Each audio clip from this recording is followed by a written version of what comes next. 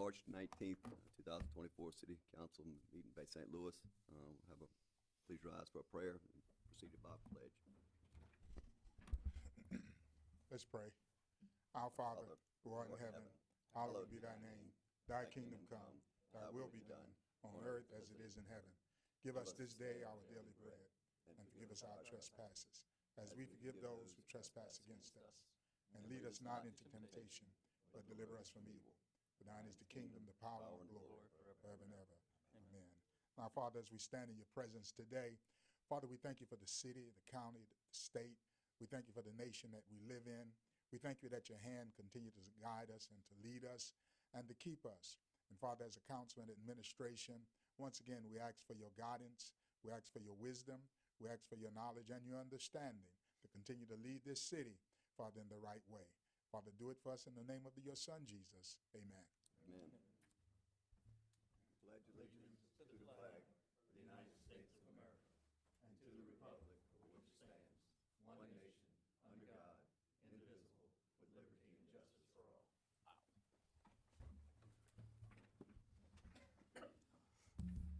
Again, welcome to the meeting. Any agenda amendments needed? Mr. Riso told me a couple we had to add. So the first part was on the sidewalk grant. 9E, Piece. on 9E on the agenda. Will be 9E, correct. Instead of 4 sidewalks, add 5 sidewalks with Buyer Street. That bid opening came in over compared to what we had, so just authorization of that. If I send that, if y'all give us authorization, we'll send a request to GRPC for additional funds. Okay. To make up to what was actually open today. Yep. And then final, instead of adjournment, to recess to March 26th at 5:30. Yep, okay. Any other amendments needed? All right, thank you. Guest tonight, Bay High soccer team. Big guys, did it again. Mr. Mayor's got a proclamation for y'all. Congratulations on not only winning it this year, but back-to-back. And also want to congratulate y'all as well as Santa Claus and OLA. Girls all make the South State and everything moving forward. Congratulations on the entire year for everybody. So whereas the Bay High Tiger boys soccer team defeated New Albany Bulldogs 1-0 for the title of 4A State Soccer Championship Finals on Saturday, February 27th, 2024 in Ridgeland, Mississippi.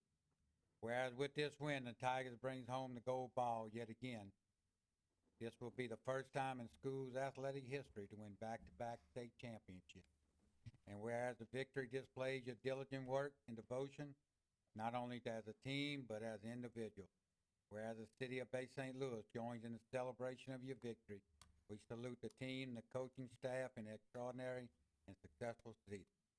Now, therefore, I, Michael J. Fall, Mayor of the City of Bay St. Louis, along with the City Council and all citizens, do hereby congratulate Bay High Tiger soccer team on exceptional season.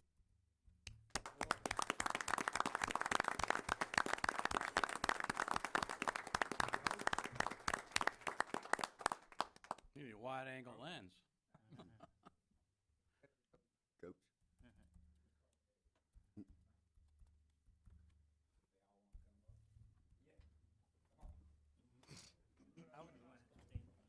Now get behind them. Stand on the bench. Load them up behind them.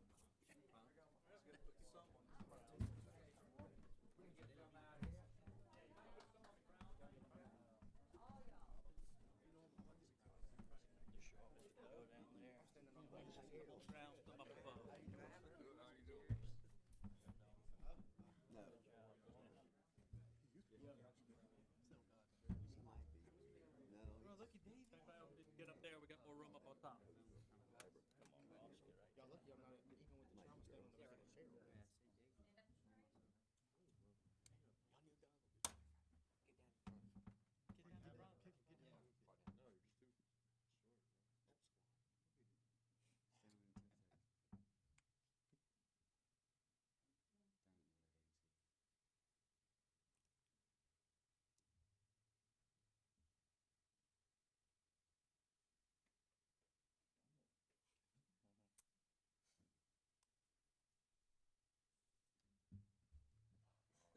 Thank y'all. Congratulations.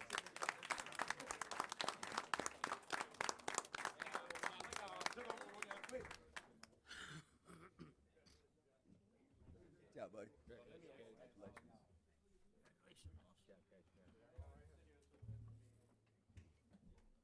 Hey, girlfriend. Over here. Yeah, grab one.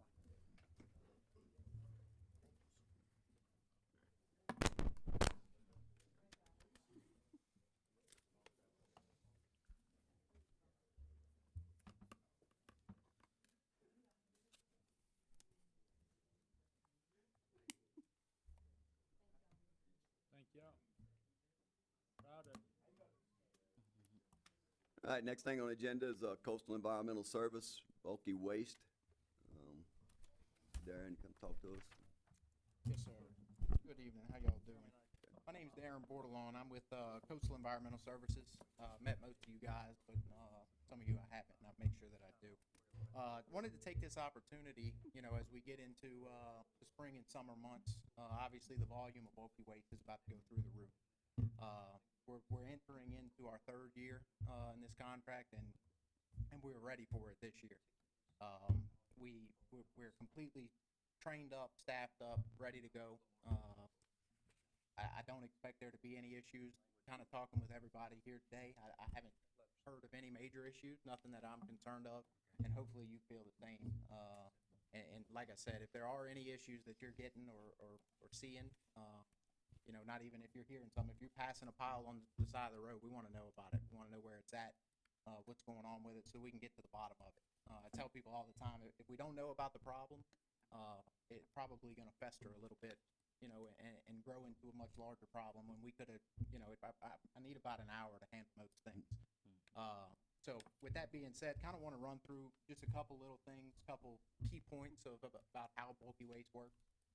Most of you know that we've split the county into two different divisions when it comes to bulky waste, north of I-10, south of I-10.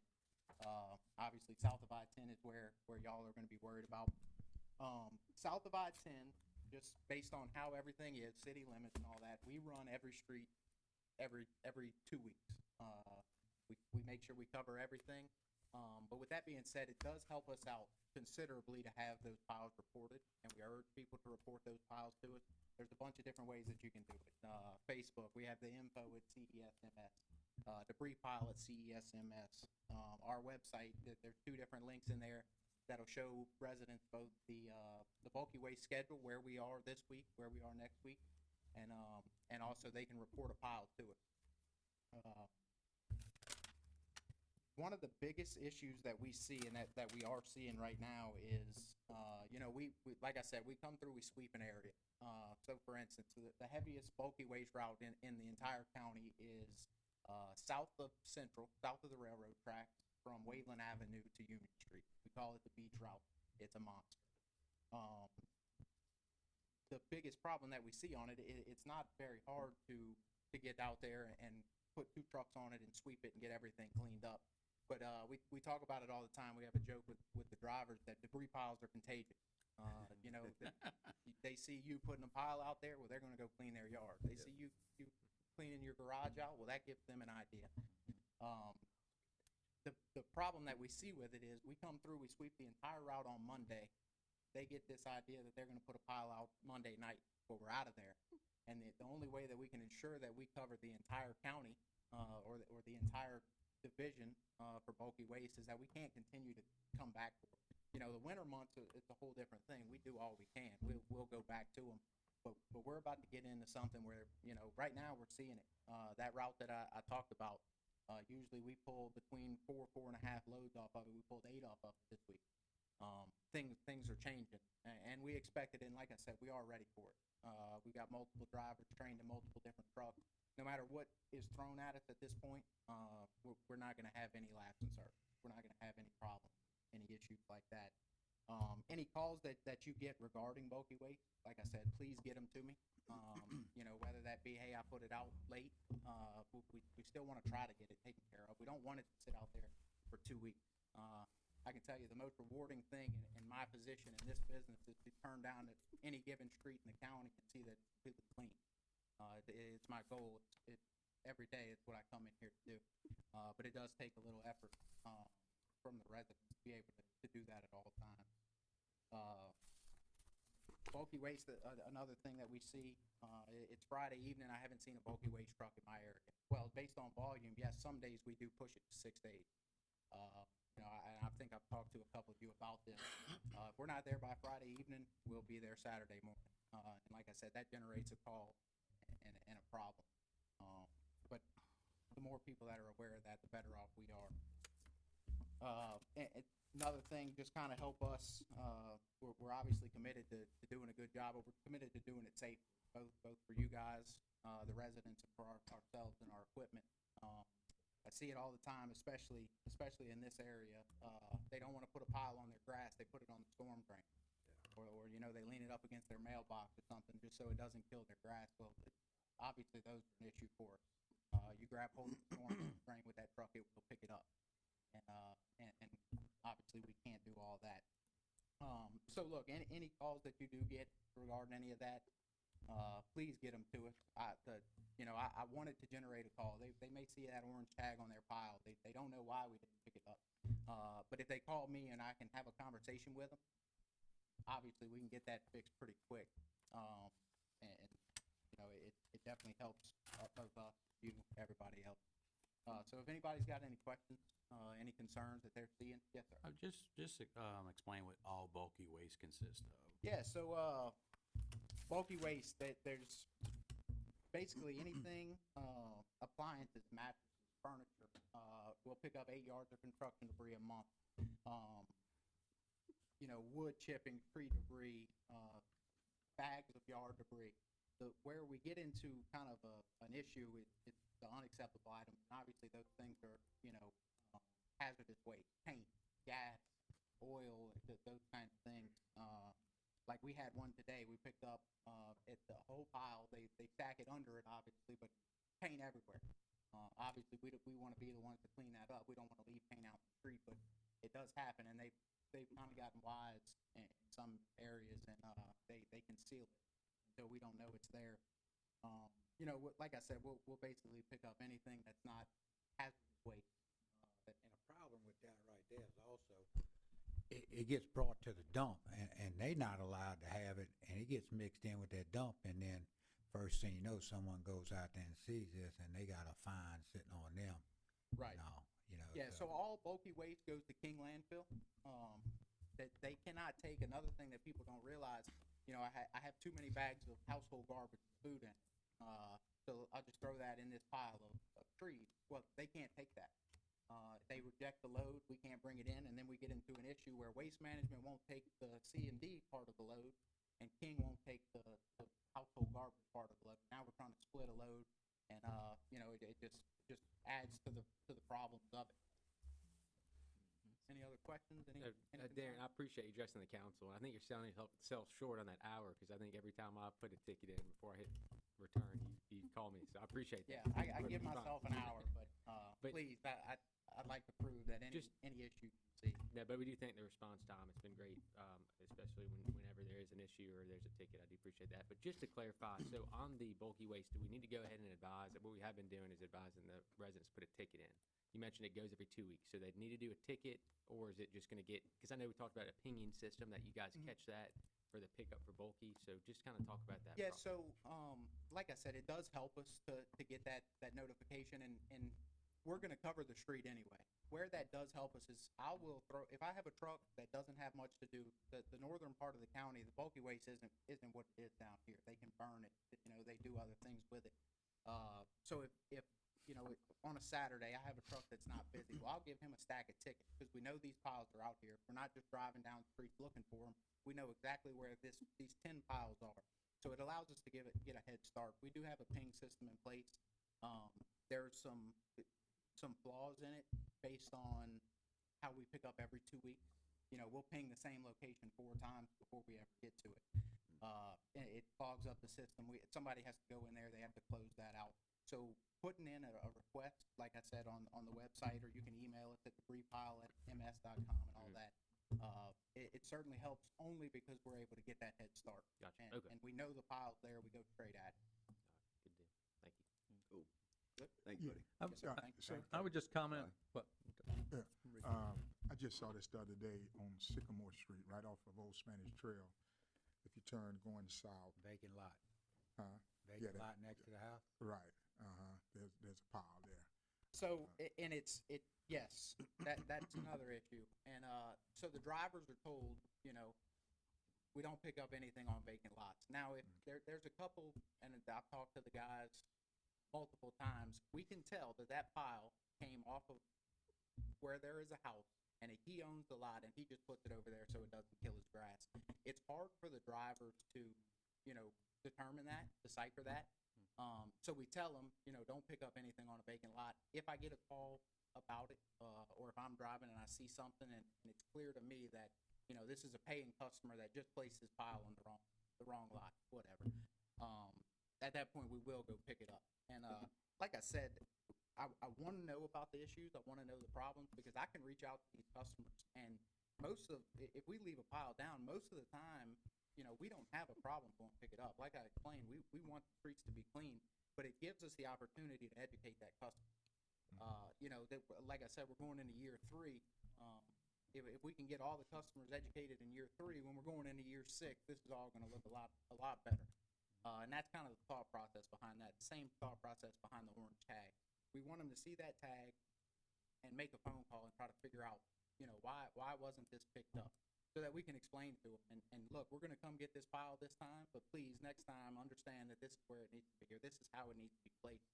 And that way, you know, the next time they need a bulky waste pickup, it's seamless, and there's no orange tag, there's no phone call, nothing. Darren, would it be helpful for situations like Councilman Reed's talking about, if they own the lot, would that be helpful to, when they put in a ticket, to notate, hey, I'm at, you know, number 1, I also own lot number 2 next to me, I put it there, Yeah, you know, absolutely. to let you know. Absolutely, and that's another benefit of going in and requesting pickup, putting what we call a ticket in for it, because the driver has that ticket, and he knows. I can't think of the area right off the top of my head, but it's off of Central. There's an old road on the side of a drainage ditch. I think it's Cary Court. No, right, next road over. The road on side of the ditch, yeah. So Got a pile. that's one. Ballard. Those people, we have talked to them so many times, and that, no, it's not a problem that you're putting it behind your house on that old road. We just need to know it's there. You know, if we don't know it's there, the road doesn't technically exist. There's no map of the road, but we don't mind going down there. So they do go in and they specify that. And a lot of the people that, you know, we've left the pile down because it's on the lot, they call, we talk to them. Now they know, okay, when I go in, I'm going to specify this is exactly where the pile is. We never have a problem again. So absolutely. So do you all get in touch with the people, or?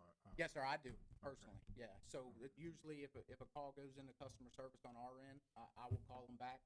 And other than that, a call from one of you guys or somebody who knows to contact Ms. Dawn in the solid waste office. And then she contacts me, and then I call them as well. Yes, sir.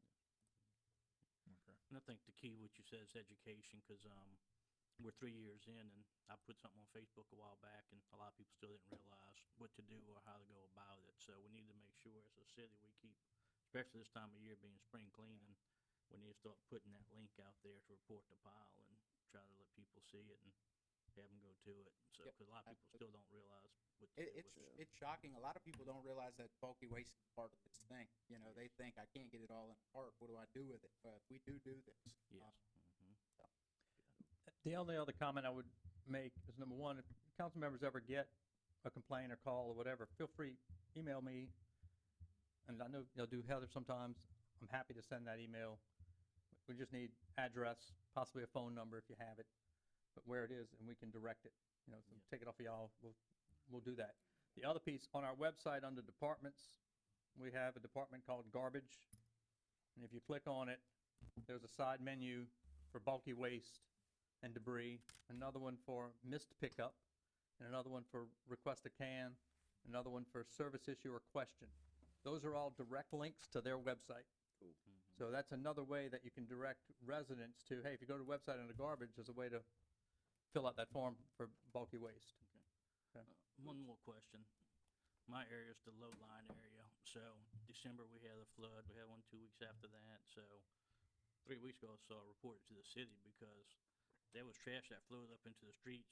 People just pushed to the side, so it wasn't nobody's lot, but it was a pile of trash with pilings, limbs, just, the city picked it up. But if I report that to y'all, can y'all take care of that, Absolutely. even though it don't come from a house? Yeah, It's just, no, that's no problem. just part of the And- trash that accumulates in the neighborhood when the high tides come in. Yes, sir, like I said. One of the just- problems, just you get know, it to with vacant lots is, you know, there's a lot going on. There's more No. tree trimmers out here and everything else, and they're getting paid to do a job, but they'll find a vacant lot. We had a lot of trouble over there on St. Charles on Central and all over that way and all, where they just dump it on the side of the road.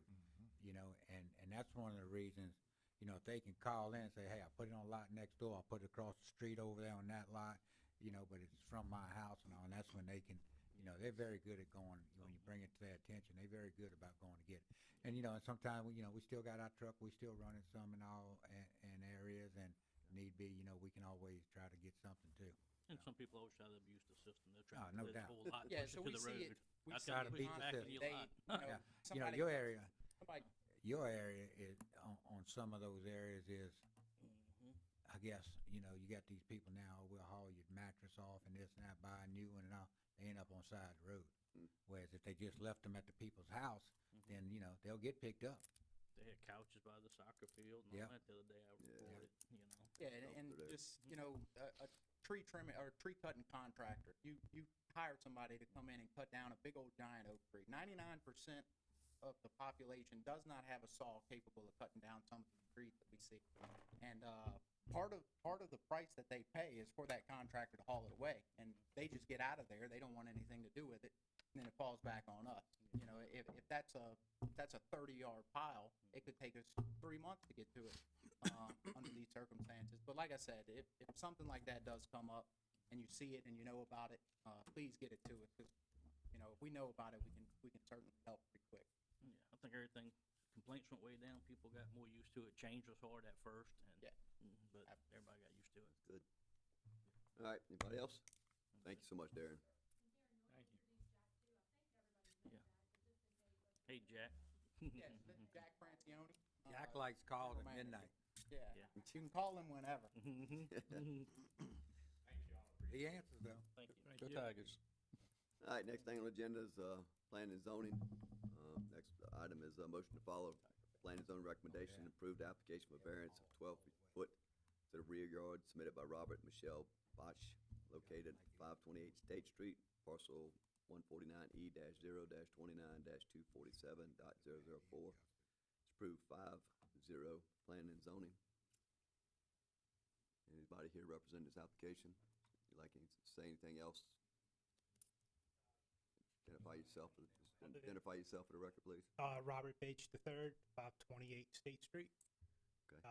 Other than we purchased the house as a retirement home, just looking to add a little bit of extra space to it. Okay. Nothing out of the ordinary. Okay, thank you. Thank you. Questions from council? Anybody here and speaking in opposition? Pleasure to council. I'll make a motion to follow planning and zoning, improve the variance, requests of the 12-foot to the rear yard submitted by Robert and Michelle Bosch, located 528 State Street. All right, motion by Mr. Hoffman, Second. second Mr. Reed. Discussion? All in favor, vote to motion. Aye. Aye. Aye. Aye. Aye. Aye, pass 7-0. Yeah. Next application. Motion to follow plan and zone recommendation, approve the application of variance of an 8-foot to the front and rear yard, a 3-foot to the side yard submitted by Shelby and Corey Benz, located at 515 Jennings Street, parcel 149E-0-29-144.001. That was approved also by plan and zoning 5-0.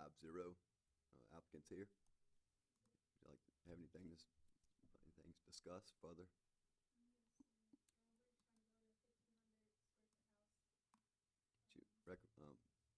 State your name. Shelby Barnes. Okay.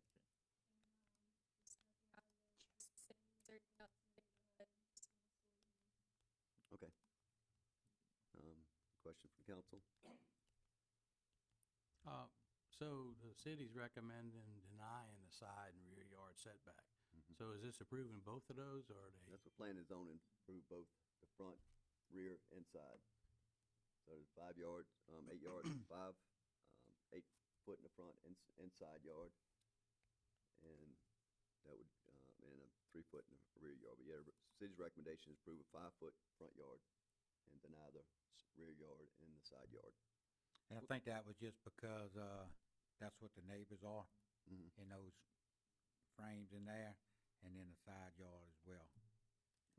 I think up and down Jennings Street, it's pretty much smaller lots that have variances, and these kind of conform to what's very much in the neighborhood already.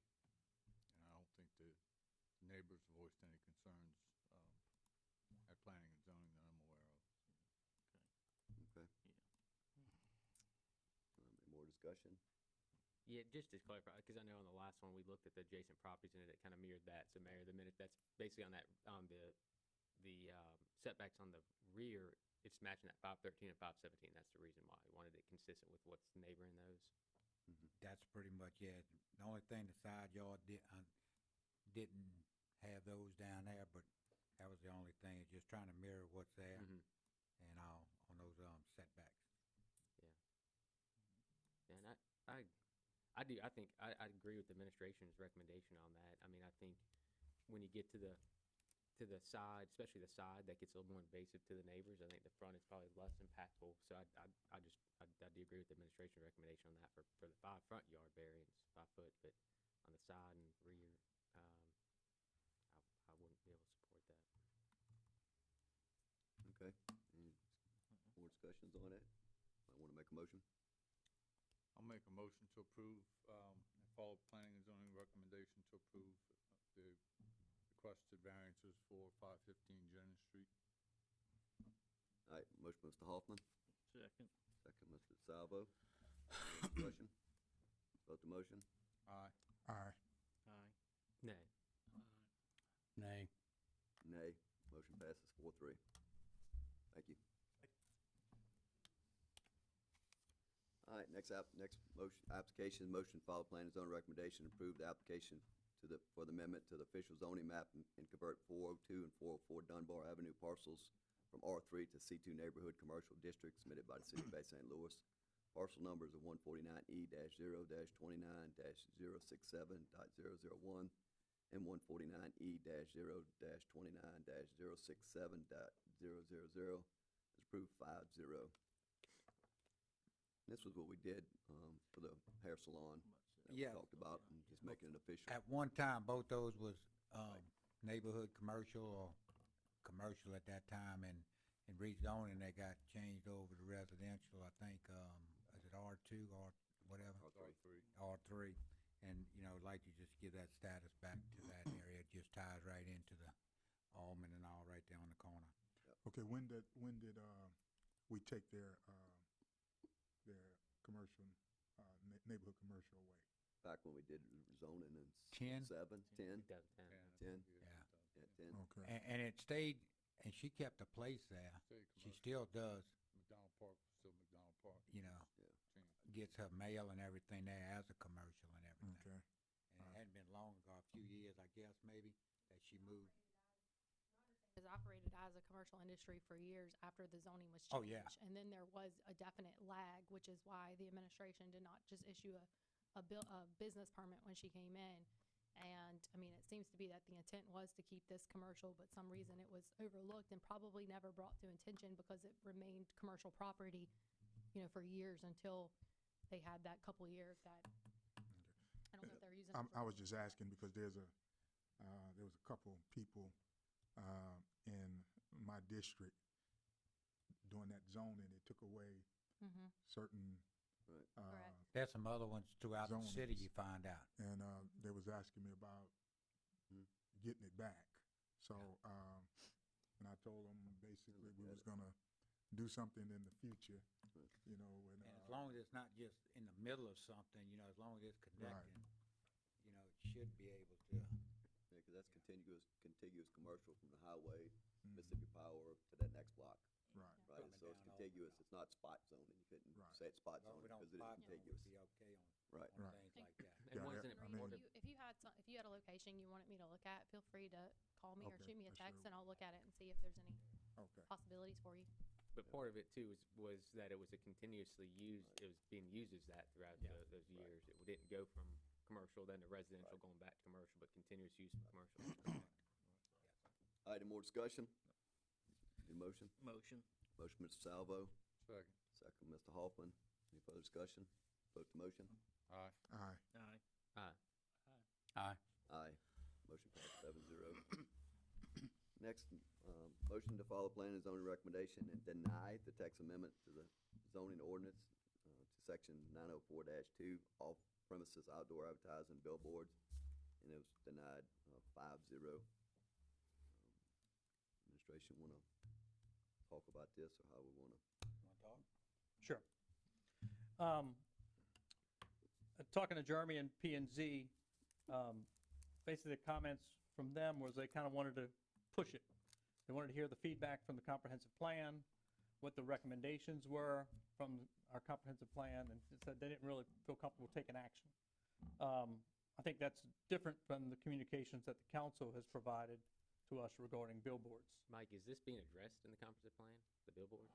So what I was gonna say is, Jeremy and I had a meeting today on the phone with Bob Barber with Orion Planning to get his comments. We've sent him the information, based on the new, I'm gonna call it new ordinance, the change, to get his feedback on that, as well as, the documentation that we had received from Lamar, gave him that feedback, which is also attached. His comment was, billboards are not directly addressed in the comprehensive plan. However, when it talks about Highway 90 corridor and making improvements, it is addressed that way. So, talking to Bob and Jeremy today, our recommendation to y'all is, obviously y'all had a pretty firm position. My recommendation to y'all, and speaking from administration, is to approve what y'all have asked for. However, at the next meeting, I'm trying to get a proposal from Orion Planning to rewrite our zoning code. Y'all should, by Monday, have the draft of the comprehensive plan going to P and Z and y'all. The advisory committee has provided feedbacks. Their deadline is this Friday. So we're gonna be rolling right into comprehensive plan, zoning code update. At that point, look at language that kind of either mirrors or something similar to what Lamar had kind of recommended, but have some language that addresses what a sign needs to look at, possibly the reduction of signs, but it kind of allows y'all to take the action that where y'all were looking to go, but also gives, through this next year, this zoning ordinance rewrite, some time to really get that language right with our urban planners. So. Okay, Um, makes sense. So, I think, until that's done, I'd recommend that we overturn planning and zoning's recommendation, and let's put this in place until further notice. That way, it's already taken care of regardless of what we're changing. Otherwise, it's just gonna leave the old ordinance that some other company could plunder and try to get another billboard in, because it doesn't even address billboards on 603. So, I just assume I'll just make a motion that we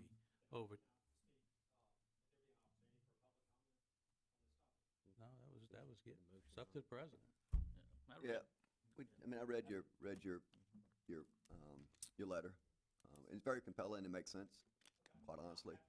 But I think what to me, our concern, right, is someone's bringing another billboard in tomorrow, right? What you're doing is makes sense, right? Can we rewrite the ordinance to help the 2-for-1, 3-for-1 type of trade out, to make it more aesthetically pleasing? I think it's up to the council, but it does make sense. But I think right now, we're in a protection mode, so they don't, yeah, but I appreciate, and I appreciate you sending in the letter. I think I know I've read it, and We do have that moratorium still in on that as well, so. okay. Because I read the letter also, and it did make sense on how we can do it. And what about relocation of a billboard now? Is that gonna be, if they wanna move it from one spot to another spot, can they not do it? Or, None of that's addressed. that's what I'm saying. So I would overturn this, get this on the books, That'll give us time to get the comprehensive plan done when nobody else can put anything in, can add a billboard right now. Cause this opens up a door. And can we, just a point of clarification, because it seems like there's a couple different total percentages. So I see on page, let's see here. I think it's packet page 46. It does state that, basically the 60% of the value of the complete replacement structure at the current price, and then below that's I think it states 50%. Yeah, it's always been my understanding the state requires on billboards 50%. So which one are we going with? I don't know why we went 60% higher. in 2 different areas and 50% in one, in the verbiage on here. For example, like the billboards on 603, they're wooden structures. If they had a storm and they received 50% more damage, they would have to tear them down. The only way they could rebuild them if they put a monopole in, like the one that's in Marketown. And of course, they don't want to do that because it's extremely expensive to do that. So it looks like the text amendment we're recommending. Because wooden structures aren't legal in the state ordinance on billboards. They have to be built with a monopole, they have to be engineered, certain standards, wind loads, things like that. The ones on 603 are old, they don't even conform to that. But so that's why when a storm comes, they whip the banners down so it don't blow them over. Because it's a big sale. Yes. Yeah, I mean, I agree. I think it does need some work, as like Kyle said, exceeding 50%, exceeding 60%, two different sections, right? Can, You wanna, yeah, Fine. just real quick, come identify yourself for the record.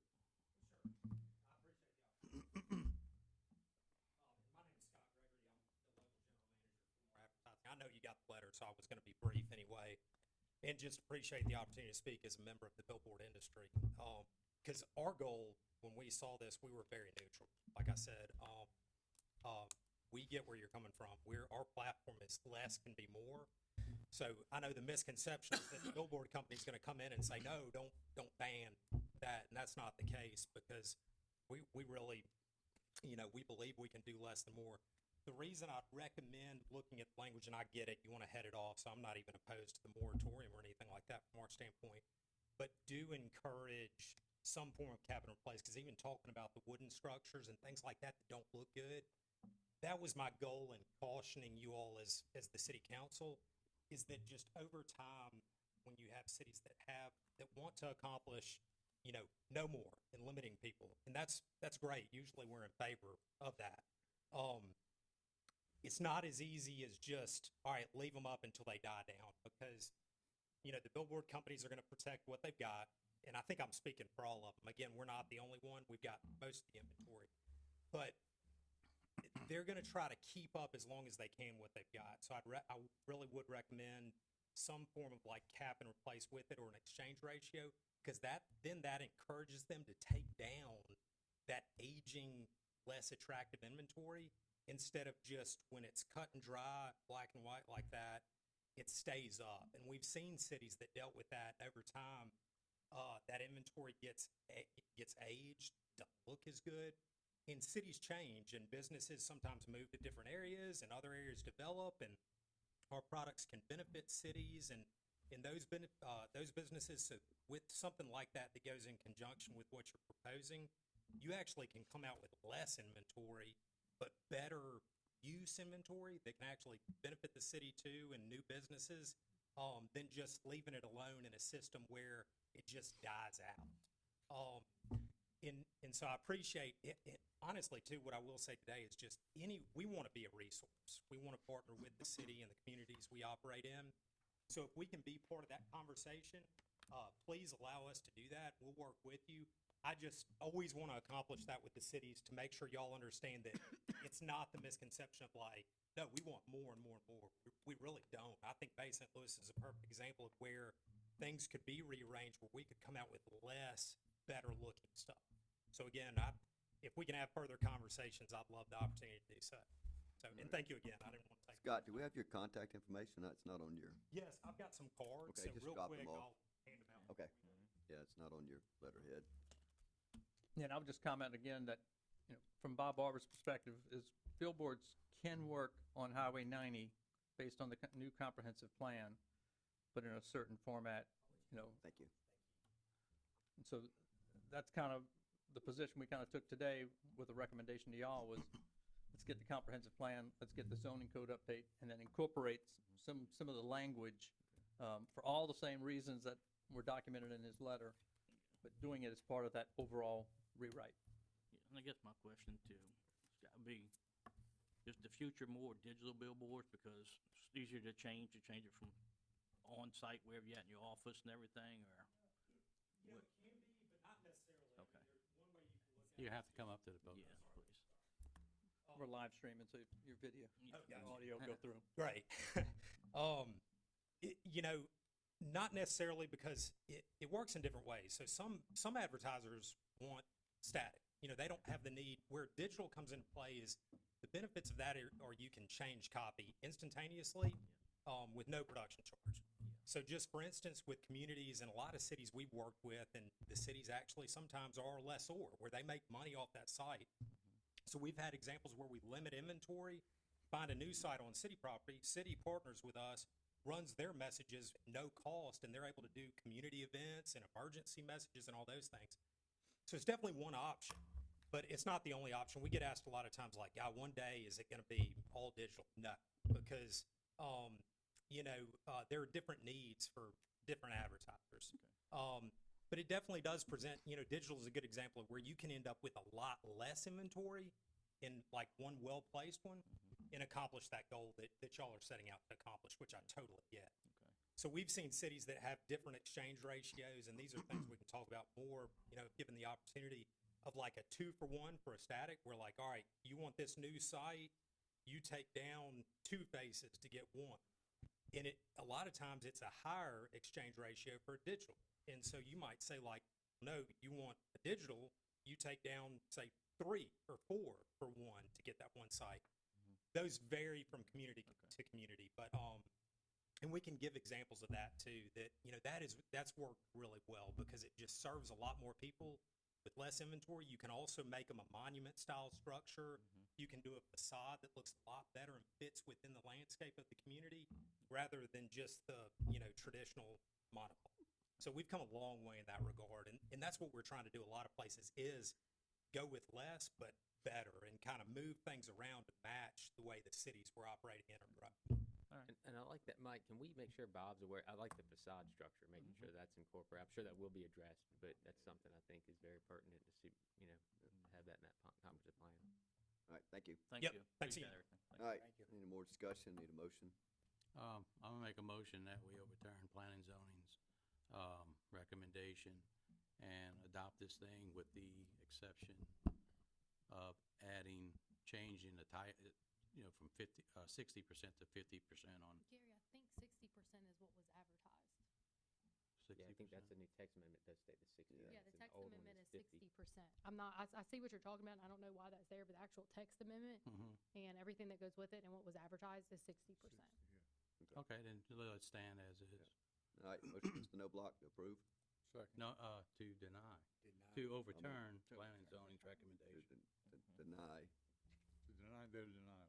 to deny and approve, Which therefore, however you Yeah, want so to the say it. motion would be to overturn planning and zoning's decision to deny the text amendment, ultimately approving the text amendment as written and Motion advertised. by Mr. Noblock, second by Mr. Hoffman. Any further discussion? Put the motion. Aye. Aye. All right.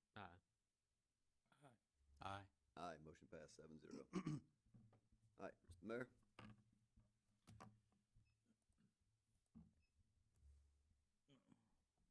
Don't we have to make the other motion? We did it all in one. We did a motion to deny and overturn. I just heard the deny. But in the future, I would like to look at some of the things that was presented in this letter when we get Yeah. more into Well, the plan. originally, when Market Town came before planning and zoning, they were supposed to put a brick facade around it, kinda like Gulfport does.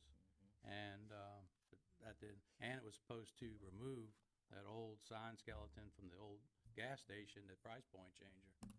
And, but none of that happened. I think it, That didn't go before planning and zoning. Hmm? It didn't go before planning and zoning. It did go before planning and zoning several years ago. I think they were trying to do digital years ago there. Yeah, the digital one. Yeah, they wanted a digital one. years Yeah. ago. Oh, that was back in A long time ago. 15 or so. Before my time up here. 15, A few something days like ago. that. All right, you got anything, Mr. Mayor? No. No. All that lead up to no. All right, council business. Motion to approve that the city attorney need to provide a monthly attorney's report to the city council at the second meeting of the month, include pending litigation, current lawsuit, and contacts and discussion from day-to-day operations and general legal reports. We just might put that on here. I do. So, yeah, I'm looking through, so some of that is, we get that now with our monthly billing, right? Well, we don't get anything on the retainer stuff, and that's the meat of where most discussions occur. Like I said, every meeting, we get nothing back. City clerk doesn't tell us anything, mayor doesn't tell us anything, but they're meeting, they're talking. So we have no idea on, what we're paying $10,800 for. We get no reports back, and we're entitled to a report. Right. Yeah, and we used to, years ago, we used to get pending that's correct. litigation and lawsuits, was really something that we got once every while, just to. Just one comment on that.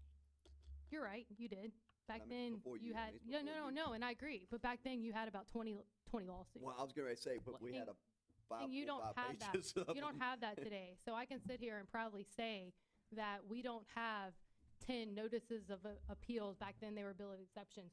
We don't have that. Right. So thankfully, I don't have to sit here every meeting and ask you to go into executive session to talk about lawsuits because they're not there. And so I think that's something that the 7 of you and that administrative team over there should do this and be very proud of yourself, because that's not the situation that you all were in when I walked into this seat. So it's not that I'm not giving you a report, it's that I have nothing to report. And for that, each one of you should be very proud of yourselves. So, yeah, we did have a multiple page report. That's Katrina stuff. But yeah, so was discussions on this. Anything that's outside the retainer, we do get separate bills on, broke down with everything on it. I know we don't want a retainer. My only fear, and I'm just gonna be honest, I used to get all kind of text messages, and I know some of the stuff that was coming on the text messages coming straight off them return these bills to constituents, and it was just causing a lot of drama that It could be I a don't miss in confidential my report. life. Huh? It could be a confidential report that, not, I mean, if you wanna make it confidential or something, I know at that time when it was, Well, A lot of I mean, I would information was hope coming any off them bills. communication that you It have was from a me, problem. whether it be the bills that you receive monthly, or a text message, or an email, or quite frankly, a phone call, when you're speaking to me as your attorney, it should be kept confidential. I've never seen any bills leaked. So, I mean, do you have any specific ones? I can probably go 2 or 3 constituents' Facebook pages and look at them and see stuff that came right off the bills that's, it's related to it, and that's where the information was coming from, was my fear. Maybe I'm wrong, but I don't think I am, and it is public record at some point when we're in a lawsuit or if we have something going on. Day-to-day operation really isn't even, we want to know about it, but it's not our place. That's not our job. I disagree with you. We're not that, So you're saying I'm that saying if we don't they're work in discussing, they're administration. meeting with Hold people. up, let him finish, Okay. please. we don't work in that side in the building 8 hours a day. That's not our job. Should we know about some of it? Yes, I like to be kept in the loop. I agree with you. But is every bit of day-to-day operations our business to know about? If we want that job, we need to go sit on the other side of the street, I think, and do it. I mean, it's just, and actually, I think there's laws set in place and boundaries from your legislative side to administrative side on when you cross them lines. We can be removed from this position if we get too far in the day-to-day operations. That is not our scope of work, and that's not our job. So therefore, I think we need to be careful how far we get into their business and have trust and faith in them. And I think they've done a great job. I think Heather's done a great job here. We don't have lawsuits. We have money in the bank. We got a lot of good projects going. I mean, and I feel if we come to the last few meetings, we nitpicking and fighting over stupid BS that shouldn't even be a fight, to be quite honest. It's just like picking and poking and trying to make a drama out of nothing, or trying to get, I see you want information, I do too. That's why I said, hey, let's get a building report every month. Let's get this. Maybe we would've caught the billboard on a permit report or something, which they're working on the new system, so we can start getting that. So I see we need information, but I don't know how far we need to go into that side business, to be honest, on day-to-day. That's my thoughts. I'm just one voice, but We try to give anything that y'all ask for, you know, and sometimes it's there, and some that ask for it don't even know it's there. You know, and it's pretty, and a lot of these reports takes a lot of time to do, you know. It's not just flipping a switch and you get a report for something. It's punching numbers in, individual numbers, you know, and don't sit there and frown, you know, but again, it's just, listen, it's just like the report on moving money. That report is there every meeting. Every meeting it tells you when we move money from one account to the other with an explanation on it. For 9 months now, whatever it's been, 8 months, you know. But then we had this big ordeal about where this money, why are we doing this, why are we doing that? It's there, you know. So because we don't realize it's there and all we make a big deal out of something, and it's not that big of a deal. Nobody's trying to hide anything. And I think you know? communication's the key. I mean, And there's respect nothing that them. y'all don't call, we don't ask. Yeah, look, y'all got plenty of leniency. Y'all, how many of y'all call up account, you know, Ronnie or anyone else, the chief or anyone, and ask and report, you know, to them, you know, or request something from them and it gets done. You know, not here to sit here to tell you, you know, you can't have this and can't have that. Man, I just, you know, instead of calling me, you call them and they all satisfied. They don't complain about it. But again, you know, I think it's, you know, I think it's a trust thing, and I don't see where anyone has ever given anyone doubt to where something is going on or happening, you know, and to create that is, I don't know, I think it's Well, all I can say is sad. you don't know what to ask for, and you don't know what to ask for, right? So Do we you can always ask ask. We can always instead of ask. spreading? We don't know what to ask for if we don't know what could even be being discussed or what needs to be brought to our knowledge. So how can we ask for something if we don't know what?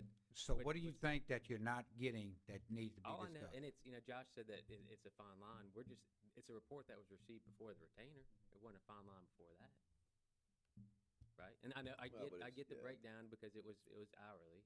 Yeah. But there's information, and it's not being nitpicked. And I think we Try can to- send it, but is it gonna have every fine detail to it? No. We're not asking for fine details. I'm just saying, hey, I like a report of what everybody's working on. For the Not hours that I'm that there you having that question. I mean, if we just did away with the retainer altogether, which I'm okay to do, she'd still have to do the same thing and just pay her $200 an hour. We'd still get the same billing. Would you like to She do that? sends that, you know, yeah, she sends that in, we can, to her people, to, you know, verify. No, what she- Mayor, look, I'm happy. If they want to cancel the retainer and they want to go back to hourly billing, you won't hear one hesitation from me. Well, I think we got a good deal, but we'll send the information that she sends to her. No, I mean, I really, hey, I like this opportunity that's No. been thrown on the table. I don't. So what, So wait, just to clarify, so you do get a breakdown of it. It's just not privy to the council. No, we don't get a breakdown.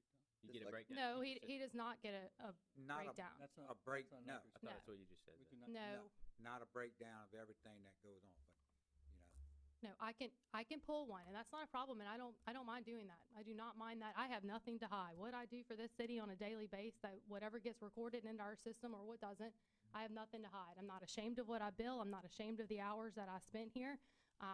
Dang sure not overpaid. So I have absolutely nothing to hide from any of you.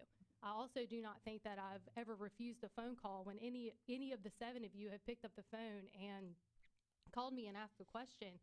I'll answer it to the best of my ability. I do not think I've ever denied any of you access to an attorney. The day-to-day stuff, as I think Councilman DeSalvo or the mayor, one of them mentioned earlier, that is not in your privy. And in fact, if you go, and I could pull a ton of laws for you, some of that it's in your best protection to not know. If we have to terminate an employee, it's not in your best interest to know the reasons as to why that employee was terminated, because quite frankly, that's not on you. That's on that administrative team. And that wouldn't be information. When No, I'm not when you asking for come, that.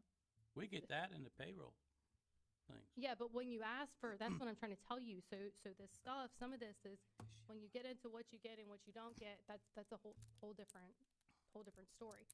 But I do take, the only thing up here that I take a little bit offense to is your comment about we don't know what's going on, and we pay her $10,000 a month and you don't know what's going on. And I will tell you that's very offensive. And the reason why is I could look through this agenda, whether it be planning and zoning, whether it be the engineer's report, the clerk's report, the consent agenda, the minutes approval, whatever the case may be, that's something that I've looked at and that I've spent time on. So everything that you get, that gets to you, has been through me. So when these hit your desk and you have a question, let's just open up and pick one of them. Motion to authorize the purchase of 2 Dodge Rams, or motion to, what was the sidewalk bid that we were talking about earlier? If you have a question about that, please pick up the phone and call me. Because if you want to know what I'm doing, what you're voting on every 2 weeks, that's what I'm doing. So please, I hope that you know, and I'm begging each of the 7 of you, if you have a legal question, please pick up the phone and call me, because that's what I'm here for. And so don't ever feel that you cannot call me, because you can. And so any question that you have, that's what I'm here for. And I haven't heard, I'm just going to be frank with you, Gary, it's been a long time since I've gotten a phone call from you. If you want me to start calling and checking in with you and asking if you have any questions, I'm happy to do that. If that's what, I'm not being offensive. If you want me to call and say, hey, Gary, it's anything you want to talk about, I'm happy to do that. But I just want you to know that everything that you get on this agenda every 2 weeks is what I do for the city, and that's what my day-to-day activities are. So I don't mind giving you reports. Okay, if you, whatever you want, that is perfectly fine. But I do want you to know, and I also want the public to know, after a statement like that is made, that what you see on this agenda is what I do for the city of Bay St. Louis. All right, any more discussion? My whole thing is just, I think open communication, mutual respect. I don't think we ever need to get back to the attitude of them versus us or anything. We need to keep that communication. Like, I think we've had a good few years. I mean, we've come a long way, and I think we all should be proud of it, and I think we should work together. I mean, I consider these people that work at City Hall friends, co-workers, even though I don't work with them, but I feel like pick up the phone and just have a friendly conversation with them and mutual respect, and it goes a long way. And you get a lot of information that way too, just by doing that. It does help. I'm not trying to be adversarial. I'm just I know. trying to verify, or at least have a little bit more information on what's being worked on. I mean, I may or may not have a question, but if I saw something, just a little brief report on, hey, listen, we did this, and that, I may have a question, I may not. But it goes back to, and I'll just use the billboard as my example, is that I would have liked to have known about that when it went into that discussion process, regardless if it was legal or not Gary, illegal. you got, because they had an attorney involved in that. You received monthly reports for over 6 months. We went back and forth with these people. You received a monthly general Bay St. Louis account billed by the hour with every one of these transactions. And those, if I bill you something hourly that's outside of your retainer or that is considered litigation, you get a detailed report, and that was emailed to you. For 6 to 8 months, I'd have to go back and pull to see how many times that, and billboard discussions with who it was talked about. So again, like, I understand that, but when you use that as an example, I provided that information to you through a report that you get every Well, billing that cycle was- that is line items. That was a bill, but during that same time, we would ask, do you have anything for us? And you'd say, no, I have nothing for us. Why wouldn't you be sure that we actually receive that information? And just say, hey, guys, we need to talk about this billboard situation. None of that ever happens. You could have said, hey, It's listen. very rare. I actually looked, I think outside the retainer this whole year is like 2 hours, I think that's been billed. So again, we don't get threatened with many lawsuits, and, especially that particular situation is very interesting. And now that it's all said and done, so some of it, we were very much pushing the limits of what we were telling these people that we cannot do. Very much pushing the limits. So there was no way I was going to sit in a public meeting and publicly say where this attorney could go listen to. No. And we it was could've went not, it executive wasn't session. just, no, because at this time, they were not threatening to sue us. They were not. At this point, they're communicating with us, they're talking to us. She's sending her interpretations of the law. So I couldn't have gotten you legally could we have gone into executive session illegally to talk about it? We could have. But I don't think I legally could have gotten you to the stage of feeling that it was imminent threatened like they were about to punch the go. And in fact, when that permit on that billboard was issued, and they probably remember this, that's when they sent an email saying, I'm on your way to serve you with a lawsuit for denying our rights. They may even have asked me if I would accept service. So it wasn't, that's when it became, hey, this is not, they are suing us. And even at that point, so here we are pushing the limits. I'm trying arguments, telling them why they couldn't have this. Quite frankly, that I knew, that Jeremy knew, probably wouldn't hold up. I'm not gonna come here and publicly tell you, hey y'all, I'm trying to keep this billboard out of this city, but I know there's no legal way I'm doing it, but damn, I'm trying hard. I'm not gonna do that. That's just not, I mean, and at the same time, there's no way I would have been able to legally recommend to you, hey, we got these people, they're coming in and they want to put up a billboard, so let's go ahead and change the ordinance right in the middle of it because they've already submitted this application, so let's go ahead and change the ordinance. I'm not going to recommend that because you know what happens? Then that next meeting, we are going to be going into executive session to discuss City of Bay St. or I can't remember what advertising company versus the City of Bay St. Louis, because at that point, we're back in litigation. Well, and just how I recollect that whole scenario is that we were kept in the loop on that through the general services before the retainer, and then from there it just kind of ceased. So we were kept in the loop, and then it just kind of ceased after that because it wasn't mapped out. And I don't, and I could be wrong. I just don't recall seeing that as outside of a retainer. I mean, we found out about it by people sending us pictures of it. So I just don't remember it Okay, being so outside of that. you're incorrect, and the reason that you're incorrect, it's really simplistic. They pushed that when they pulled that permit, there was quite some time that lapsed between the time we pushed back with them and the time they got the permit and the time the sign went up. I can't tell you the timeline here, but you're looking at like a 6-month. So it's not just like gonna fall off. So basically, my job was done with those people, and then you probably had a 6-month, it could have even been closer to a year when they got the permit to issue it and went through the building department and actually because you wouldn't have seen it to the hindsight. You didn't see it until the billboard's up. I dealt with these people a year before that. No, correct. And we knew that was ongoing before the retainer because we saw that breakdown of, the charges. But then when the charges stopped, we didn't see that topic come up. Well, again, Kyle, that's because it's not that you didn't see charges. At that point, my job was done. So you didn't see charges, not because you weren't getting it. It doesn't matter what you were getting to me. There would have been nothing for me to give you. Communication between us and them was over at that. My job on that at that point had ceased. It was over. I Their was done. communication was over long before they got their permit. Yeah, I mean, I think again, probably a year we looked, before. believe me, nobody wanted a billboard there. And we looked at everything, but according to our ordinance, it's allowed to be there. All right, any more discussion? All right, council business, no block. Oh, you gotta go vote the motion. Okay, make a motion. I'll make the vote. If they don't want it, then they don't want it. So, You making a motion? I put it on there. Okay, motion, Mr. No Block. I'll Second. Second, Mr. Lewis. Any more discussion? Vote the motion. Nay. Nay. Nay. Aye. Buddy, what they're voting on is to, I took my mind off of it for a second and I came in, so what they're voting on is, I'm asking that she provide us a monthly report on attorney services for the retainer. Nay. Aye.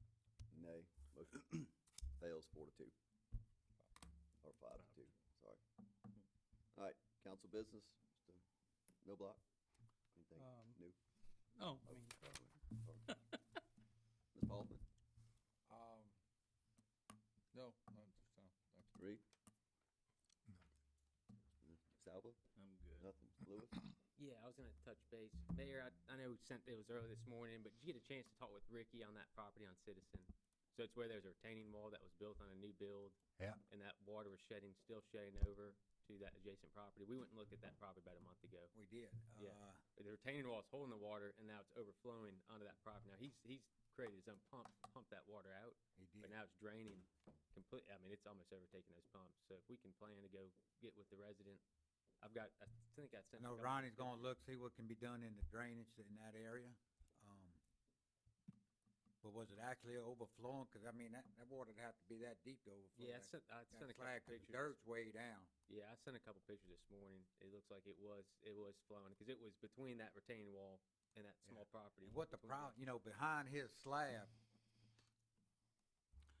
or wall in the back, that's the other property Right. behind him. I think it's shedding on that one as well. Well, all that's running to him. Yeah. He's catching from the lot behind him, and whether he's catching from the other side of that house, running through their backyards together, he's catching that whole little area back there that's coming to him. Well, I know when we looked at it last, it was prior to Yeah. the retaining wall, we hoped that would solve it, but then it looks like it's I don't only know. furthered the issue. I and- saw your pictures. I'm gonna try to blow them up on the computer there so I can see them, you know, more. But, you know, again, that dirt's way down from the top of that slab, and you know, for it to overflow the sides, it would have to be backed up all the way through that road up through there as well. Yeah, it's still problematic for me. I think it's exacerbated since that retaining wall. Now, of course, it's all dirt now. But also, you know, his front yard is higher than his backyard. Yeah. And when they shot grade through there, it shows, Yeah. you know, so I don't know what we need to do, maybe get him on the side of his property to get it going the other way, flowing that way. Yeah, if we can just maybe plan another But visit. they looking Ricky. at it. Ricky Okay. went over there and looked at it. Ronnie's aware of it as well. Okay. And then see if there's some help on the ditch line up there that can, you know, take and try to get it out of there. Yeah, okay. But he does have that pump in, but I saw the picture where, I think you put two now. I think put another one there, try to relieve it, but. All right. Councilman. All right. Mr. Zimmerman? No block. Man, they have this house on, Boost Log. And they throw, it's like on what just street? past Seventh Street on Boost Log. And they load that ditch down with palm trees, construction debris, and they backed up the street. And it rained real heavily over the weekend. And it's because they're stacking all their debris in that ditch. And that's a main drain. That leads to that main drain down towards the post office. Yeah. There's something gotta be done about that. I mean, that part of whole our- street was flooded. Part of our because of drainage that. ordinance, there is something in There is. 442 that says you can't. And every time y'all obstruct the go ditch. clean it Can't out, obstruct drainage. And Right. that's what they we throw get it on right back in with other debris. So can we 7th and Bush Law. cite, Well, it's We'll find it. It's right up in, you'll see it, it's got the palm leaves, the 2x4s cut and everything, they just always throw it into the ditch. And that leads all the way down to the, to that big 36-inch or 24-inch That's what culvert. happens a lot of time too, you know, when he was in here But talking it about. backed up 7th Street, you know. Yeah, that, you know, they put it in the lots on the side or this and that, but then when they put it in a ditch, we've come across it a lot, and we'll make them get them out the ditch. Also, I got a call from an engineer that's working on that Shieldsboro property. Yep. And I did call Ronnie on it, and, you know, Ronnie says they're waiting for approvals from Jason Yep. on the final thing on that. Yes, and I can, they got some of the things they needed this morning. And, you know, on the core samples and this and that, and they just hadn't finished it, and that's one of the reasons we're recessing the meeting. They think they can have everything ready for Tuesday, and that's That's reasonable. fine. and they want to But- approve. But I think, again, they've four- asked for things, and they, you know, they're just now getting some of the information, and they was wanting to get it turned over tonight, and they just hadn't approved it yet, you know, recommendation for us to turn over. and they're going back and forth on bonding and going back and forth, answering questions and making sure they complied and did everything they wanted to do. So they all compliant. Yeah, I don't, 'Cause I I know don't, they I'd changed have to go motors check and my emails. There's pumps some that's come in the last day that I haven't looked at, but They, we're going back and forth. ultimately, what they wanted is for us to bring it to y'all to approve it, pending all the other stuff they still had to do. Yeah, and that's not. We were not we're not comfortable with doing that. No, I'm not No, comfortable. I'm not.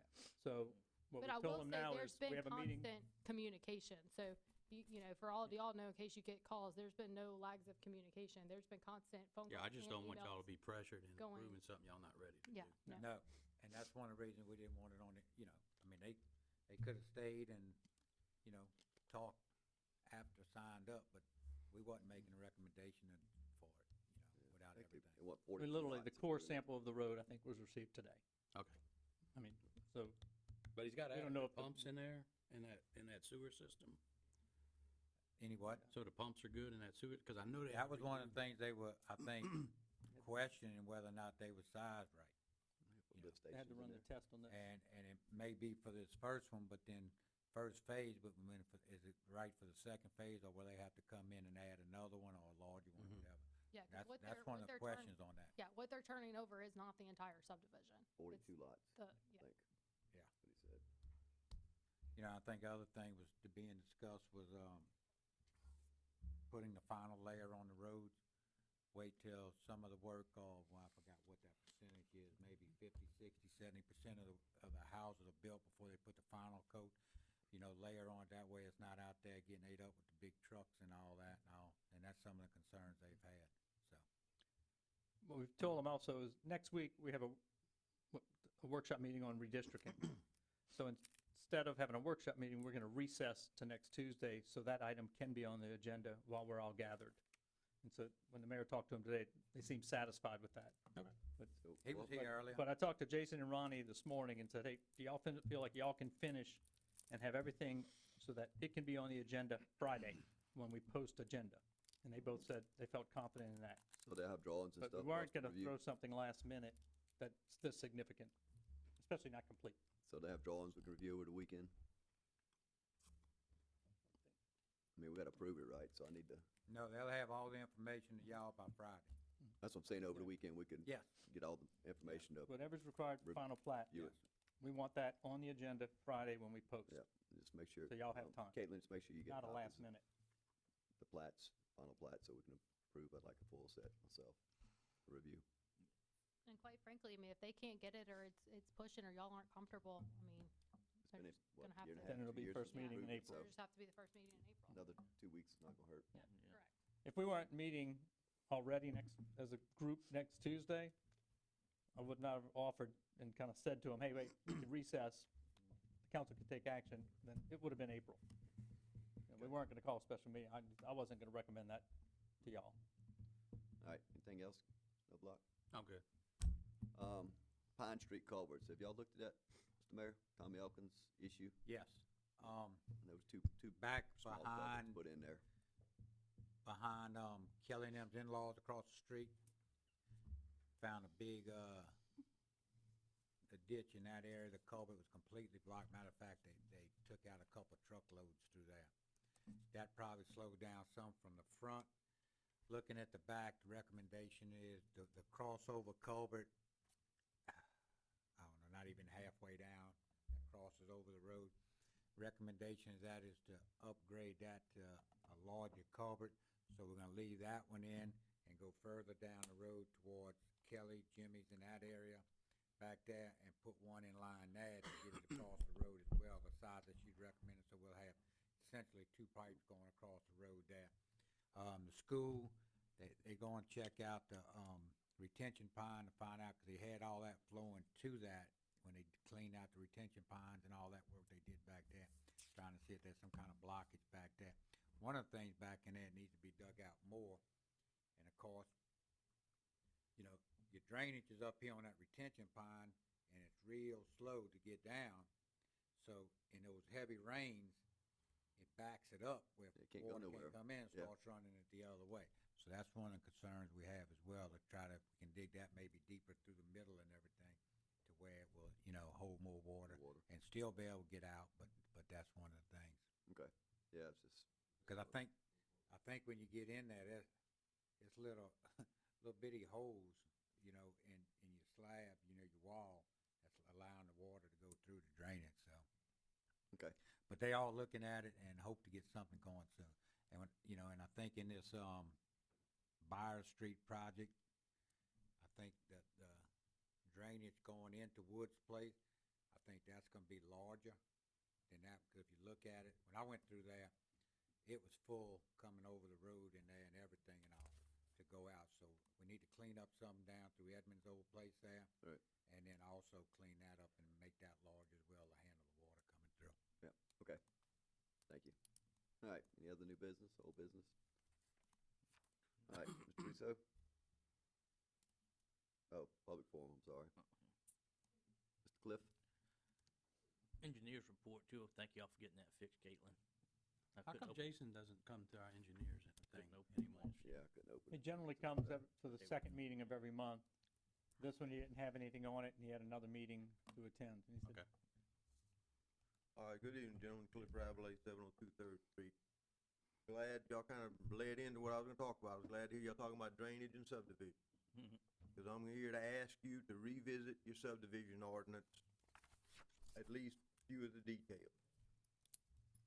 I wrote, some of you are aware of this, I have written my objection to the petition to alter the plat. A few things came to mind, is they're asking the Chancery Court to vacate the old and for them to approve the new.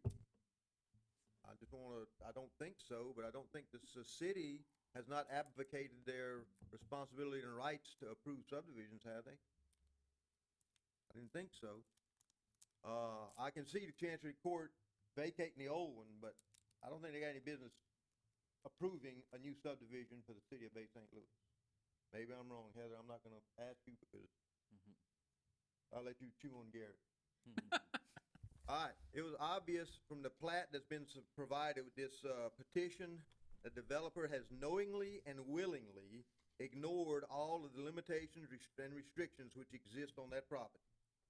The wetland areas, the protected trees, the changes which will come in drainage, which you guys were just talking about, there's gonna be some big changes in the surrounding area, the traffic patterns, all these changes, the easements, all these changes haven't been taken into account. And so the proposed plat would be completely invalid. I think they need to incorporate the known restrictions and limitations in any preliminary plat. I think you guys are just talking about that kind of stuff. I know in previous meetings, some concerns were expressed over the revised subdivision ordinance. I heard that the preliminary plat would not be presented for approval until all the boxes had been checked. And then in the next breath, I heard that we can't tell a person or developer that we will not present it. Talking out of both sides of your mouth.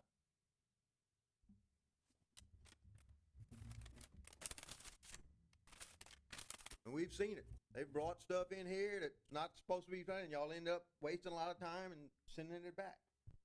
So, things get brought forward, are not ready to be presented, and they get shot down. I distinctly remember Councilman Seal expressing concern and aggravation over just that specific item. Preliminary plats, once approved, the administration will make sure everything is done properly. I might insult some people here, Mike, but seem to recall we have some unpaved gravel parking lots that the administration approved and they're supposed to be paved. Many of us citizens don't have a lot of confidence in the administration's ability to properly administer and approve things like this. Approvals is in our best interest. There's not, we don't have any confidence there. That's why we want public hearings. I also recall Councilman Lewis and Knobloch expressed concerns over this subdivision ordinance. It was pretty much shot down. We're not gonna have any discussion over it. I would ask that you gentlemen to revisit that specific item in the subdivision ordinance, that at minimum, add into the ordinance that all known limitations and restrictions be taken into account for the preliminary plat. Just talked about the sign ordinance. We don't wanna change the ordinance in the middle of something. This one in particular has been going on for over 5 years, and we changed the ordinance in it, so it's happened. There are a lot of platted lots, particularly Josh and Ward 6, that in reality just don't exist. Or if they do exist, they're not buildable. We don't need to continue to approve plats and then have to fight the developer. He said, well, y'all approved it. That's backwards.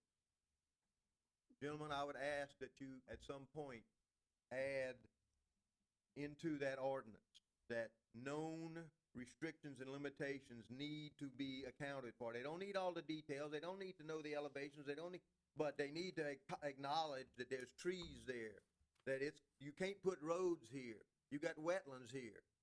You're gonna affect the traffic. that can be included in the preliminary plat without having to do all the details. I don't think it is right now. Thank you, gentlemen. Thank you. Thank you. All right, that's it for public forum. Engineer project updates.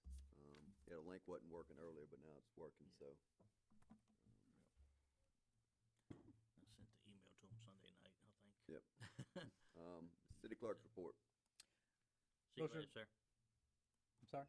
No, I was telling him, Motion to approve the Bay St. Louis docket of claims number 24-016 dated March 19, 2024, in the amount of $416,652.57.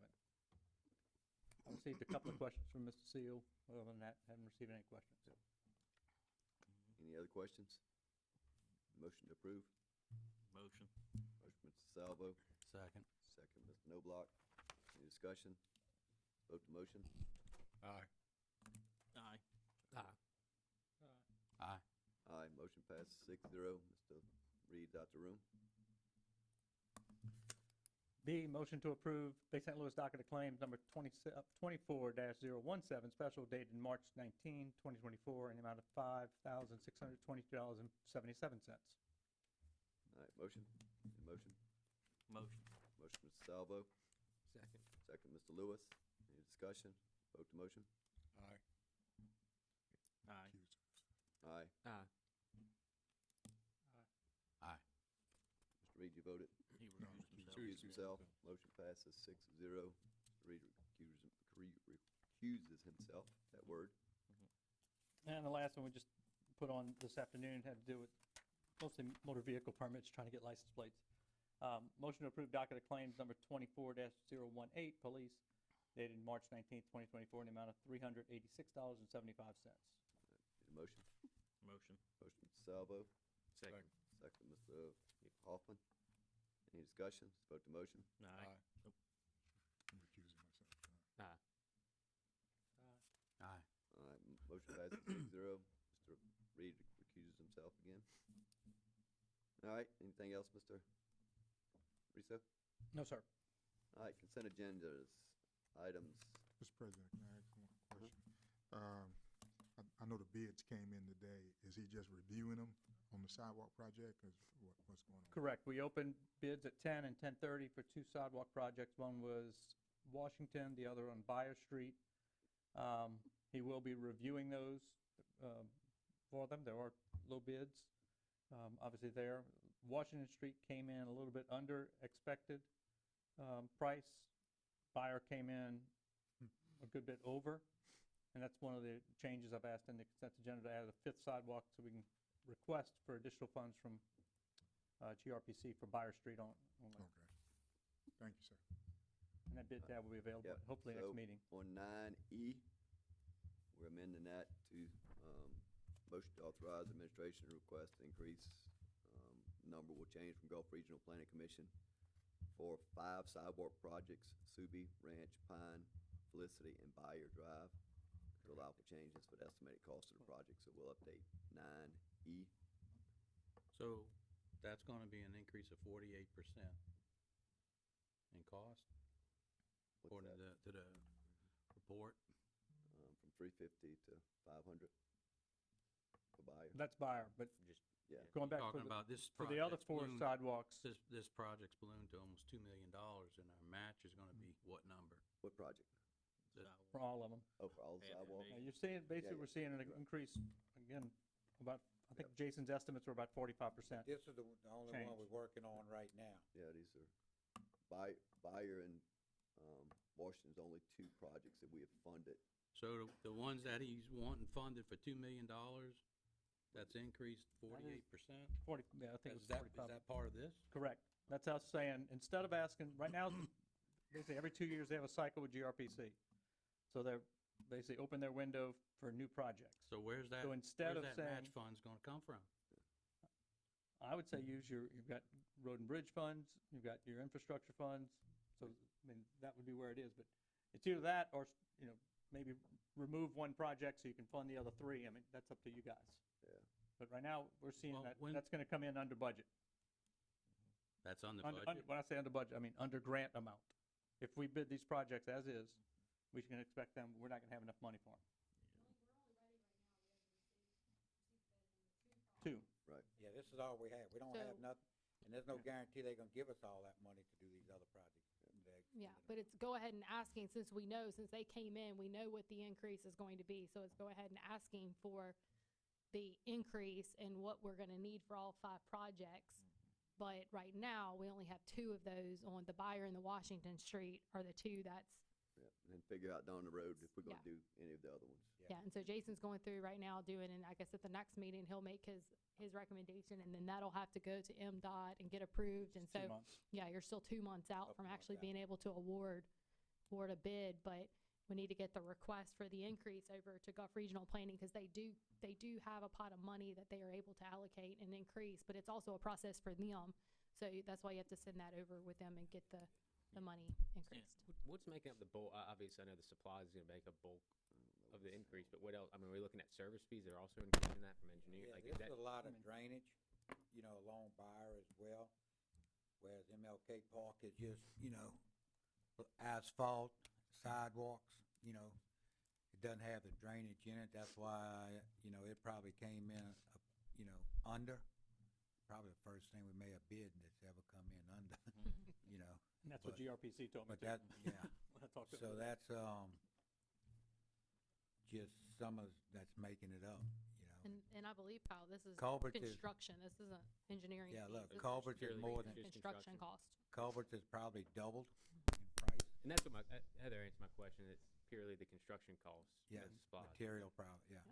You know, just the price of inlets is just outrageous, and I think we're looking at every 60 feet, 40 feet, I'm not sure what it is on that drawing. Make sure we got capacity to get it off the road into our pipes and everything, so. I kinda had the same concerns as Mr. Noblock, though. Our match is gonna be $500,000 before long for Yeah, sidewalks. and we again, might have you know, other more pressing things, Right. the The, city these, roads, these drainage, other and ones stuff like have that have still not even first. been fully funded yet If and we everything. requested, do we have to take it? No, I mean, That's- Buyer and, No. Washington, we've been working on since I've been elected, so. Yeah. Before we've been that, Making money, putting in reserve it's, for 7 years. I would probably you know? say 8 to 10 years it's been on the books to be done. 2016. So those two, I'm fine with. 16? Uh, Yeah, so, This It's goes just back to why these Gulf Regional projects we've talked about is basically, if you're not asking for $1 million, it's probably not worth, I mean, some of these projects with all the like, not loopholes, all the loops you have to go through and all the red tape and the different departments you have to use. Sometimes it's like, if you're going for these projects, just find one good project that you wanna go for, and you know it might take a while, but that's your better route. I think we just gotta look at it as time approaches, maybe. Oh, yeah, Yeah. See where the I funds are guess at. what I'm getting at is that we got a report last meeting that the harbor is in desperate need of some serious repairs. Yeah, and we got, And you expend your cash available, well, how are you gonna fix the harbor? no, you're right. It's at a point where you gotta figure out what's a nicety and what's a necessity, right? Did they pull the park thing off? what park thing? It's not on, the LaRue Park. Yeah. No, we just got that from Jason's, so I'll put it on my sheet to kind of break down the cost on looking at that, trying to figure out what we can do different. I'm gonna ask the county, see if they'll partner in with us, they had partnered in. Their election's done. Yeah, I know, right? And I don't know if any other funding, federal funding for parks, ADA. So I am looking at different There's some things being looked at. aspects from, funding other parts, breaking out the ADA, because I think the problem is once we make a major improvement, the park has to be ADA, Yeah, right? you have to put those So sidewalks. you have to, you have to do that part. You can't just leave it out, right? So the trailer's 50,000, the cover's 50,000, this is 15, so I got it all broke down. Ramps 50,000. Yeah, ramps 50, so Yeah. got all broke down trying to Seems to be the magic number. figure it out, right, and how do we do it? But yeah, we'll put that back on the next meeting. We'll put it on next meeting, really dive But- into it to understand it. Gary, going back to kind of the comment on the projects and stuff, I think at some point you've got to prioritize what's going now, what's going later, what's going the latest. And so this request is kind of saying, hey, keep us in the ballpark, but it may be 2 years that, or even more, I mean, for these sidewalks to actually be under construction. Yeah. But at some point, if y'all say, hey, you know, maybe we need to scratch one and put all those funds to the other three, that's really up to you guys. So I just see right now is we don't have enough funds in these grants to do these projects. This is a way that we could go and get more grant funds. If that's what you want to do, don't want to do, it's really, that's up Well, to you guys. I'm okay with what Mr. DeSalvo was saying, Buyer and Washington been on the books for many years, but you know, I would say, hey, let's scratch the other ones because they're so expensive. Just for I think example, 603 turning lanes, huh? I think 603 turning lanes is in that as well, isn't it? No, not in here. We've Not in we've that. already, yeah. That's another should be good. project that can wait. I mean, That project's been being pushed from the safety standpoint. So why would MDOT do that? We if have it's the same safety, question. I know, Yes, right? same 'Cause And we do have a meeting set up. I know, with because them. MDOT, if it's a really, I understand the need for it. If it's a really safety issue, why would how many MDOT accidents has there been? I don't, fund it, right? other than light poles, But they that's the don't- only. They don't, MDOT, years ago, I found out MDOT don't look at accidents. That's one factor, right, about them looking at doing a project. When we did long story, when we did the red light at Wendy's right there at the hospital, we had to redo the intersection on Green Meadow and Blue Meadow to get that traffic light, because the traffic flow, and there was a bunch of accidents, right? The Washington Street red light, took years to get that. And, you know, it was just, we look at accidents as one piece of it, but not in total, the project to give you, say, yeah, I need a red light here because we have an accident once a month. Right, but yeah, it's frustrating trying to figure out there. We're trying to meet with MDOT to get some of these answers. You know, I think it's their project, they should fund it fully. You know, turn it over, you know, but scratch our match for it and allow us to do it. Yeah. You know, it's no different than if you remember a few years ago, we scraped the edge of the road to get the buildups of water would come off the ponding. We was told just point blank, that's not our problem. Once it leaves the road, that's y'all's problem. Well, it wasn't leaving the road, but they still wouldn't come in. Duke County stepped up and helped us, you know, and it's that time again. We got drainage under the road that's failing. You know, oh, we'll give you a permit, you know. And to get them to step up is the fight. I hope it's not just us, but the fight we trying to make to where they need to step in. You know, 603 and I-10 up there is a cluster, you know, and there, if you want to talk about accidents, there's many, many accidents up there. Yeah. Many. And, you Then know, your turn it lane's could be bad as right simple there. as extending the turning lanes, the ramps, you know, no left turn on a yellow arrow, you know, because there's no place for them, you know, they What, think you they're saying getting off. at the service road? 603 and I-10. Yeah. Exit You 13. know, but again, we're trying to get them to come in and help us with that, because the funds we're looking at on 603 to extend the turning lanes, I mean, there's not even room to get off. You know, we got the boat launch right there. You know, you're turning. That's a problem. Yeah, you know, you're turning off the highway with people going 45, 55 more on the highway, and they detouring over. So is that a problem that sometimes causes our light poles to be hit out in the middle where somebody's dodging something? I have no idea. I No, know there's a magnet light on- poles way down. I think there's a magnet And there, magnets you know, on them. and just draws people to them and all whatever, but, you know, that's just a huge, I think anybody that drives that and tries to turn off can almost say, son of a gun, you know? Almost got run over here trying to turn. Well, y'all need to put like some signs saying boat launch parking, turn here. Yeah, but we also need that And go lane in on, to get a boat off the road take to that where they're not sticking out into the road and all that, you know, trying to turn. I drive it every day, trust me, I know Oh, it's an issue. Yeah. You gotta almost turn on two wheels sometimes, so you don't get run over yeah. from the back from 603. If you remember, you know, Sammy, that's what, you know, Right. he got run over with the track almost. Yeah. All right, on the consent agenda, any changes? So I had one more question on that, and I guess this is more of a Jason question, but Mike, so we can find out. So on the fee, so the total construction cost, for instance, on Felicity, we're at 873,000. The engineering permitting fees, 131,000 for the total, just over $1 million. So does that, based on the construction cost, we know that's going up, but is that concurrent? Is engineering and permitting concurrent with that increase, or does that stay more budget neutral, or is it just because that cost went up? Because it's really I would not have to changing ask the nature of Jason the on work. that. It's just the increase of the material. So We'd have to look at Jason's Jason does a lot of his stuff on a lump sum type basis, so we just have to look at that particular project and see what his See fee how arrangement is. It could be a lump sum or it could be a percentage base, but if I remember correctly, I think a lot of Jason's stuff is more of lump sum, Yeah, correct? he doesn't take the increase.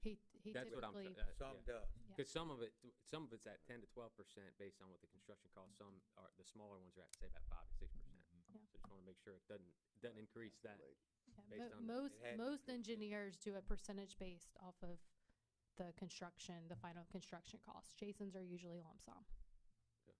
Cool. All right, any motion? Consent agenda, Oh, I had one more question on the consent, item G. item G. Yeah, The- G. The motion to approve agreement with KLR Consulting.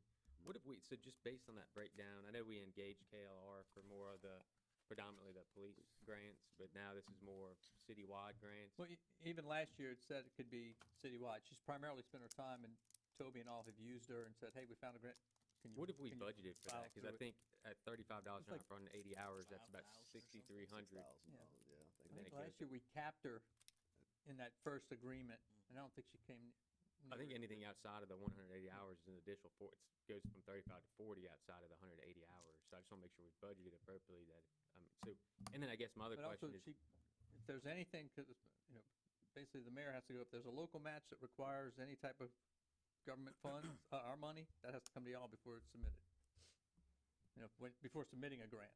right, okay. so, and there has been, so, I know And there's she's been, been I think, successful. It's what a Toby successful said. one with the police department. Yeah, Have we like had over any 100 others grand. outside of police that, She's brought us about 100,000 over.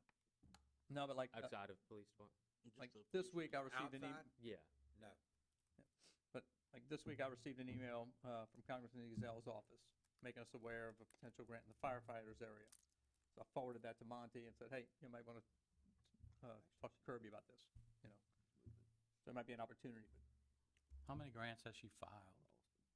4. I don't have no idea, Gary. I had to get I that. can give you that, I mean, I I'll can get find that. that number out. I just don't know off the top of my head. This is an annual renewal, right? I'm sure Toby will know Yeah. that. Is there a not to exceed number on there? No, it's not, that's what I think Kyle's No. question it's- was, it's, I think that's what y'all did last year. Like when we 35 did by the first 180, time, I think, if I remember right, I'm going off the top of my head. I I would think y'all keep it the capped it same. at a certain number. we Yeah, I capped would it keep And like that Yeah. had to come back to y'all. Then not she to can come exceed back. 5,000. This Oh, is we capped it also, Can we 5,000. pull that off the consent agenda then? And let's vote the consent agenda, if y'all don't mind, just so we're gonna edit it. It would be better to pull that off the All right, consent. move item Can G. Pull it and table it yeah. till the first meeting in April, and we can see if we can Okay. cap it. They want to move item G, move it to April, first meeting in April. Yeah, that'll work. All right, so, Oh, well, you can still, like, if you wanted to put in there, if you wanted to cap it, you can vote on it if you want it. I don't know if they need it. You can do that. I just wanted it pulled off, just because when you're editing your consent agenda, you should pull that Y'all one need it off. right now, or do y'all wanna get us the information on how many she submitted and what's going on with I'd it? like Get to y'all know. whatever No. y'all want. I I'd think like to that, know a yeah, I think report y'all from could her. put the language if you so We choose. can get a little more information. But if you before wanna the know April meeting, specifics- that'll work. let's Okay. remove item G, put it on the next consent agenda. And Mike, she's just doing a 6-month contract, just, it's not a Would- year to year, it's just 6 Toby, months. basically, when he was suggesting, hey, let's tie this to the fiscal year, and so that's why I went through September. Yeah. And he was saying, so it would come back up, and that way it's a 1 year kind of tied. That was his thought process behind it. But, all right, Good point. All right, any more discussion? Need a motion? Motion to approve consent agenda. Motion approved, consent agenda by Mr. Noblock, Second. second Mr. Hoffman. Any discussion? Vote to motion. Aye. Aye. Aye. Motion passed 7-0. Minutes, approval, minutes, March 5th, 2024, as corrected by Mr. DeSalvo. Motion. Motion, Mr. Hoffman, Second. second Mr. DeSalvo. Any discussion? Vote to motion. Aye. Aye. Aye. Aye. Aye. Doug, one other Sir? question. On that E, so all we were talking about was Washington and, Buyer, correct? We added Buyer. We Washington, added buyer. yeah, Washington's is funded. Okay. Buyer came in $150,000 higher. Okay. We we had to add it to, so we can Yeah. finish that project 'Cause I out. don't see buyer in here. That's what I said, we added We buyer. added- That's the fifth added one It went there. to, from 4 sidewalks to 5 sidewalks and added buyer. That's the last minute change. So a match went up roughly 30,000, if that's what the, Yeah. If, Yep. yeah. okay. For that one. All right, the attorney's report. We can't get to that The- 8 years ago's prices? Yeah. shit.